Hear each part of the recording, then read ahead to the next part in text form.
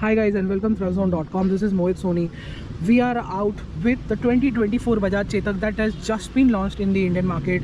The pricing of course is between 1,20,000 and 1,30,000 rupees for two options, urban and premium, where you get two battery packs on offer. One which offers 20 kilometers more range than the other. There is also a tech pack which I will explain in a bit while riding. And what you're looking at is the same scooter when it comes to design and everything else, but there has been a substantial update, a very important update, a very critical update that was required to stay afloat in the market, because rest of the entire electric EVs are really well connected and they have huge screens on offer and all of that. Finally that has made it to the Chetak. I will explain that in a bit, how is it and all of that. But let's have a look at this fantastic design that is on offer. It's been almost 4 years now and it looks spectacular. It is still very unique on the road.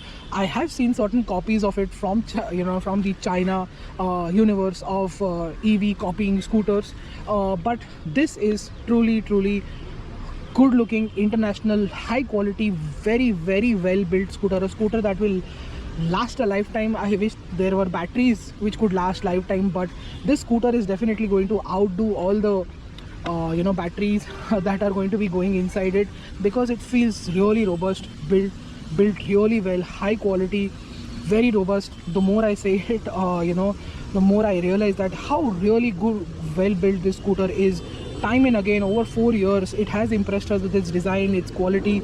Even people have absolutely no complaints whatsoever on that aspect, on how the scooter is built, and they're really impressed with how solid it feels.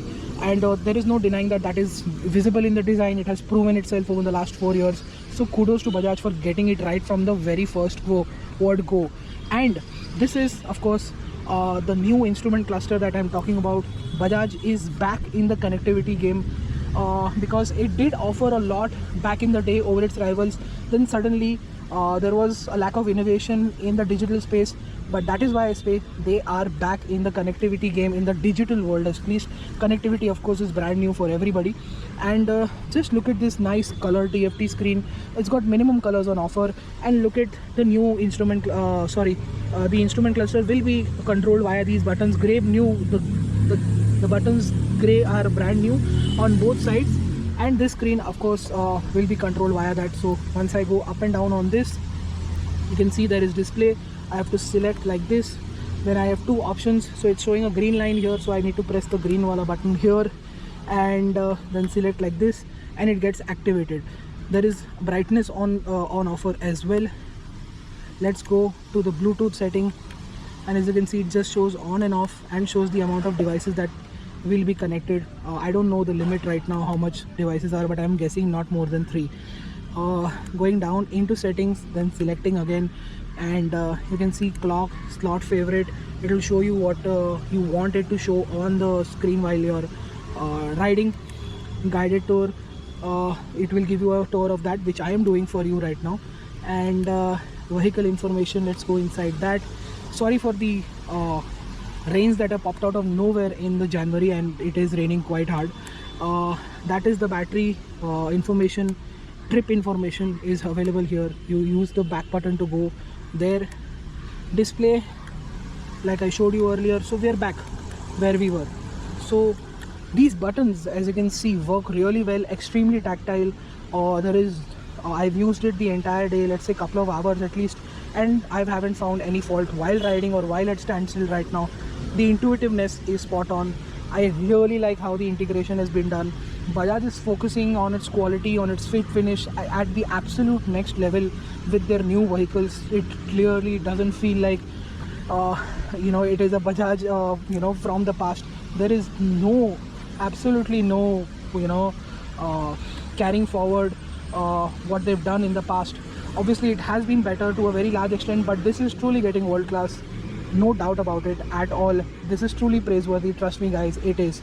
So that is what the connectivity is. You can of course go on the app. Navigation will be shown step by step, turn by turn. Navigation is on offer. You can do that via the phone. I'll do that sometime later. Our shoot plans are clearly taken away by the rain, and as you can see, you have this hook here, and look at this, one press, this pops out. And even the way you close it and the way it opens, that also sounds really nice. Long press this, it opens the boot. So again, really well. Charging point of course is made sure that it is visible rather well. The boot here has been extended by a liter, so it is actually quite good, and it's always been good in terms of space. The massive floorboard on offer, and also makes a lot it makes things a lot practical indeed. And that is what the scooter is all about. I will explain you the connectivity features once we get to road test it, once we get to range test it. Right now let's find out how it rides, are there any changes, and let me tell you all the specs and all about the tech pack as well. So what is the Bajaj Chetak 2024 like to ride? Well, nothing really has changed in terms of the suspension part. So it gets impeccable ride quality, excellent stability, very good tires. Despite it started raining very heavily out of nowhere in the month of January, the tires did hold on quite well on really tricky surfaces, slippery surfaces where there was a lot of construction, and despite that it holded on to its line quite well, even with very low throttle, very medium throttle, and opening the throttle at times as well. Did not result in a slip or any of that sort. So getting all of that confidence just from the tires and the way the suspension has been tuned also makes quite a lot of difference in the Chetak. The Chetak has always felt very solid, very strong, very dependable. That's how the Chetak name has been perceived, and that's how Bajaj has made the scooter again. We are really high praises about the Chetak all the time. Like I told you, earlier in my video, how good the build quality is, how good the new screen is, how good the features are, and that remains the same when it comes to ride and handling as well, the stability as well. And without a doubt, it's very easy to ride, very solid, very safe, very comfortable at the same time. The seats also feel quite nice, and in our 40 kilometers of run that we could do, we were not doing a range test yet because that will clearly happen when we get the scooter back at home to go through that. Despite the fact that there is a big change in performance and range that is associated with the 2024 Chetak, but time constraints doesn't really allow us to do so. The range has increased by a good margin. Earlier it did 108 kilometers. Now it will do 126 on a charge, and that should relate to the previous numbers by a small margin, but that margin is important enough, critical enough for a lot of people. For let's say people who ride hard and fast, if they're getting around 90-95, they can finally touch the 100-kilometer hour mark. So that is very impressive to have. And earlier used to get 108 as a claim number, now the claim number is 126. So and previously we did get let's say 92 kilometers in a very good, very slow, very measured run. While riding normally we got 84-85. So I'm also thinking that this will finally reach 100. And the other thing about the Chetak of course is the top speed, which has gone up from 63 kilometers an hour to 73 kilometers an hour. So that's a big difference that will make a lot of sense now. Sustaining 70 if you're in a hurry somewhere to go will make a lot of sense. What Bajaj has also done is offered the tech pack, which I told you I will explain you later because I needed more details on that. Is that even in the premium version you can opt for the tech pack, and in the urban version as well. What that does is gives you a lot of features, gives you sport mode, and it gives you sequential turn indicators, and it is, once you pay 9,000 rupees for it, it is valid for 5 years, and it can be retrofitted by customers within 1 year of their purchase. So that is also quite impressive. I think the price is quite high, but let me tell you something, you get a lot: turn by turn navigation, music playback, there is alerts and management for your calls, and the display themes can change, and all of that can happen. But for a guy like me who's not interested in all of that and can save 10,000 rupees basically, so this is a very good idea.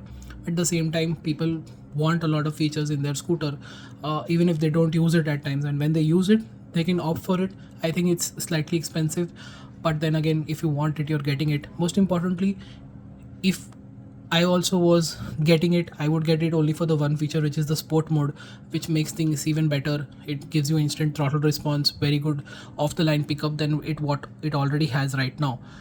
Uh, all of this range and performance has come from a battery which is much more denser, pretty much the same packaging that has always been there, but the cells are now much more denser. They have much more, let's say, lithium or whatever else things that are inside the in every cell. That has made all that change. The capacity has also gone up, by a small margin from 2.9 to 3.2. So that makes a lot of sense. In terms of the magnet motor, the same 4.2 kilowatt motor is on offer with 20 newton meters of torque, and uh, you know it does make it feel a little bit better. But then again, our conditions were not very ideal.